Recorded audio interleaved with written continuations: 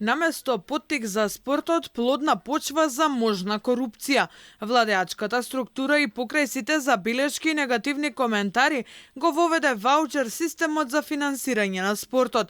Со помпезни најави дека со нови милионски суми ќе се оживува спортот во Македонија, се пофали и тогашниот премиер Зоран Заев. Новините кои што ги разработуваме, а се со почеток од 1 јануари 2019 година, е воведување на така наречените спортски ваучери, каде што дополнително 6 милиони евра ќе вбризгаме пари за поддршка на севкупниот спорт во Република Македонија. Од државната каса секоја година се одвојува и по неколку милиони за да се помогне спортот. Парите беа предвидени да ги помагаат федерациите, клубовите и спортистите, а истите да добијат и даночно олеснување од 50%. Оваа година ваучерскиот систем за поддршка на спортот го отпочнуваме сега и ќе трае до крајот на 2020 година.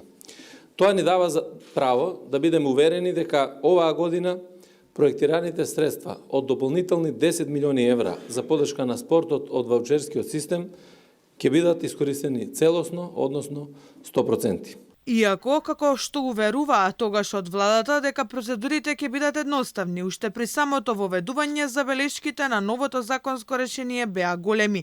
Повеќето од федерациите, како и долгогодишни спортски работници и аналитичари, изразија незадоволство од ваучерскиот систем, сметајќи го за порестриктивен и за полош од данокот за добивка што се укина кон крајот на 2018-та, а беше во функција периодот 2016-2017 година. Тоа мислење не го делеше и Агенцијата за млади и спорт. Системот за ваучери беше укинат лани во септември, односно заменет. Државата директно почна да ги исплаќа парите на спортските субјекти. 885 спортски субјекти, индивидуални спортисти ги почувствувале бенефитите од мерката ваучер систем.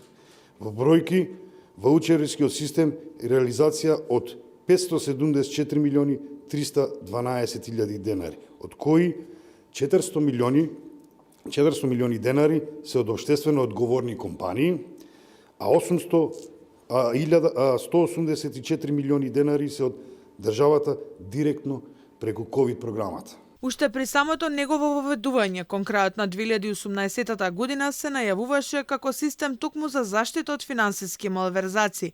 Но сега, по иницијатива на претходниот состав антикорупционери, обвинителството отвори предмет во кој ќе ги гони и претходниот директор Дарко Каевски, актуелниот Наумче Мојсовски, директорот на МОК Даниел Димевски и уште 9 други, кои обвинителството ги товари за злоупотреба на службената положба и несовесно работење. Тие ги отфрли обвинувањата и постапувањето на обвинителите го нарекоа тенденциозно.